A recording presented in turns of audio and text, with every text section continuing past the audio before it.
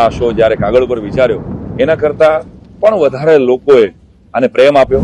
7મો કાર્યક્રમ ગાંધીનગરની અંદર આજે છે. આપણે જે પડદાઓ જે ખોલી લેવા માટે વિનંતી છે કે બધા લોકો આને નિહાળી શકે.